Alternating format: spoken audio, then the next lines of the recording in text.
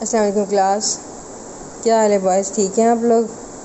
اچھا بیٹا جی، یہ دیکھیں گے نیکی کا دریا میں ڈال، جمعرات 2 جولائی 2020، جماعت کا کام، سبق ہے ہمارا زراعت و صنعت۔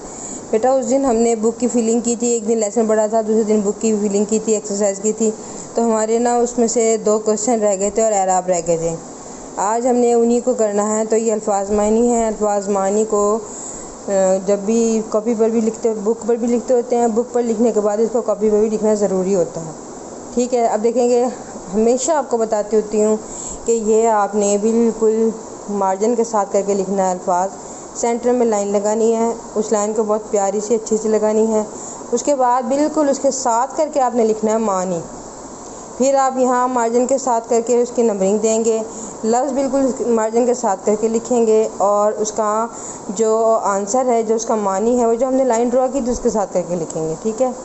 ہمیشہ اس بات کو یاد رکھیں گے، اور جتنا آپ اپنے کام کو خود نیٹ کریں گے اتنا نیٹ ہوگا۔ پہلا لفظ ہے رائج، رائج کا میننگ ہے جاری۔ دوسرا لفظ ہے قادر، قادر کا میننگ ہے قدرت والا۔ پھر ہے میننگ شجدر، اس کا میننگ ہے حیران۔ کارندہ، کارکن، کام کرنے والے کو بھی کہتے ہوتے ہیں کارکن۔ محظوظ، اس کا مطلب ہے انجوائے کرنا، لطف اٹھانا۔ بوائی کرنا یعنی کہ بونا، جب ہم فصل کا سٹارٹ لیتے ہیں فصل اگانے کے لیے، تو اس میں پہلے کھدائی ہوتی ہے، پھر اس کے بعد بیج ڈالا جاتا ہے، جسے بوائی کرنا کہتے ہیں، بونے کا عمل۔ مسافت، مسافت کا مطلب ہے دوری، ڈسٹینس، ٹھیک ہے بیٹا؟ اس کے بعد ہے جناب ہمارا سوال نمبر 5، جو ہم نے بک پر نہیں لکھ سکتے تھے، تھوڑا بڑا تھا۔ اچھا، سوال ہے بغیر موسم کی سبزیاں کیسے اگائی جاتی ہیں؟ جواب، اب یہ دیکھیں، یہ سائنس کی بدولت ہی یہ ممکن ہوا ہے۔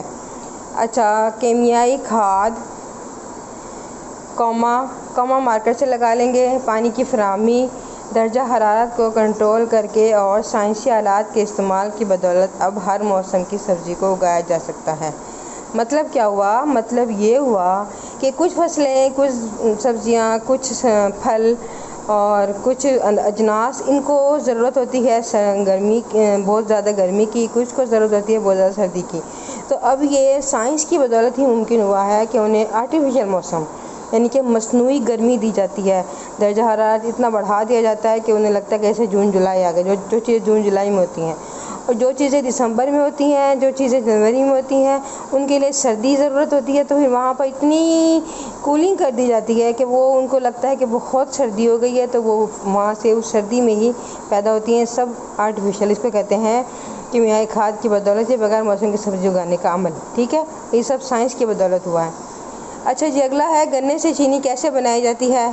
اب یہ دیکھیں، یہ ایک بہت انفارمیٹیو ہے، ٹھیک ہے؟ ہوتا تو گنا، اس سے اب ہم چینی کیسے بنائیں گے؟ یہ بھی سائنس کی بدولت ہی ممکن ہوا ہے۔ گنے کو جدید مشینوں میں ڈالا جاتا ہے، جو بڑی تیزی سے، جدید یعنی کہ بہت اعلیٰ قسم کی، جو بہت تیزی سے گنے کا پھوک اور رس الگ کر دیتی ہے۔ اب یہ پھوک کیا ہے؟ جب ایک گنا ہے، گنے میں جو رس نکال لیا جاتا ہے، اس کے بعد جو چھلکا اس کا بچتا ہے اسے پھوک کہتے ہیں، اور رس الگ کر دیا جاتا ہے، رس، اس کا رس جو ہوتا ہے وہ الگ کر دیا جاتا ہے۔ اس رس کو پلانٹ کے ذریعے چینی میں تبدیل کر دیا جاتا ہے۔ اب یہ پہلے گنا تھا، گنے کا ہم نے رس نکالا، اس رس کو ہم نے ایک اور پلانٹ میں ڈالا، اس پلانٹ کے ذریعے سے وہ چینی کے دانے بن کر نکل جاتے ہیں، ٹھیک ہو گیا؟ یہ چینی بننے کا عمل اسے ہو گیا۔ اب ہے جی اگلا کام ہمارا ہے جی اعراب۔ اب یہ اعراب بیٹا جی ہم نے بک پر لگانے ہیں، تو بک پر بہت چھوٹا ورڈ لکھا ہوتا ہے، پھر اس پہ اعراب لکھنے ہوتے ہیں، وہ ذرا اچھے طریقے سے نظر نہیں آتے، اس لیے میں نے آپ کے لیے الگ بنایا ہے۔ میم پیش منہ، سین زبر صاف، فے زبر تیفت، کیا بنا؟ مسافت۔ اعراب ہمیشہ خود بتاتے ہوتے ہیں کہ اب میں غلط ہو گیا ہوں یا اب میں ٹھیک ہوں۔ اب یہ میم پیش منہ ہے، میم پیش منہ کی جگہ پہ ہم لگا لیتے ہیں میم زبر ماں اور سین زبر صاف، فے زبر تیفت، وہ کیا بنے گا؟ اسے پڑھ کے دیکھیں گے تو وہ بنے گا مسافت۔ جب بھی اعراب لگانے ہوں اس لفظ کو پہلے پڑھ کر دیکھ لیں گے، اس کے بعد آپ کو لگے گا دیکھیں میں نے پڑھا ہے میم پیش منہ، سین زبر صاف، مسافت، فے زبر فے زبر تیفت، مسافت، ہو گیا کلیئر؟ اب یہ فائنل ہے تو اس کو لگا لیں گے۔ اچھا جی، فے زبر تیفت، فے کے اوپر زبر ہے اور تے کے اوپر یہ کیا ہے؟ اسے کیا کہتے ہیں؟ یہ ہے جزم۔ اس جزم کا مطلب یہ ہوتا ہے کہ اس لفظ کا اپنا کوئی اعراب نہیں ہے، پیچھے والے اعراب کو ہم نے ملا کے پڑھنا ہے، کیا بنے گا؟ مسافت۔ آگے دیکھیں گے، اگلا لفظ ہے مشقت، میم پیش منہ شین زبر شا، میم پیش منہ شین زبر کاف شک اور کاف زبر تیکت، مشقت۔ اب اس لفظ کو دیکھیں گے، یہاں پر میم کے اوپر پیش الگ ہے، شین کے اوپر کاف ہے، شین کے اوپر زبر ہے، لیکن بیٹا اگلا لفظ جو کاف ہے اس کاف کے اوپر جو یہ لفظ ہے شد اور جو زبر کے نیچے ہے، اس شد کا مطلب یہ ہے کہ جس لفظ پر ہم یہ لگا دیتے ہیں اسے ہم نے دوہرا پڑھنا ہوتا ہے، وہ شین کے ساتھ بھی پڑھا جائے گا اور تے کے ساتھ بھی پڑھا جائے گا، اسے کیا کہتے ہیں؟ یہ شد۔ اب آگے ہے جزم، ٹھیک ہے۔ اب اس لفظ کو یہ کیسے بنے گا؟ میم پیش منہ شین زبر کاف شک اور کاف زبر تیکت، مشقت، جس پر شد ہوگا اس لفظ کے اوپر رکیں گے، ٹھیک ہے، سمجھ آ گیا؟ آگے ہے جی افادیت، الف زبر آ، فے زبر فا، دال زیر یہ دی، یہ زبر تے یت، افادیت۔ اب بیٹا یہ دیکھیں گے یہاں پر فے پر الف بھی ہے فے کے ساتھ، لیکن جب زبر آ جائے گا وہاں الف نہیں پڑھا جائے گا، الف زبر آ، فے زبر فا، دال زیر یہ دی، یہ کے اوپر اس طرح سے یہ شد ہے اور شد کے اوپر زبر ہے، یہ زبر تیت، افادیت۔ اگلا لفظ ہے انقلاب، الف زیر نون ان، کاف زیر کی، لام زبر لا، بے موقوف، انقلاب۔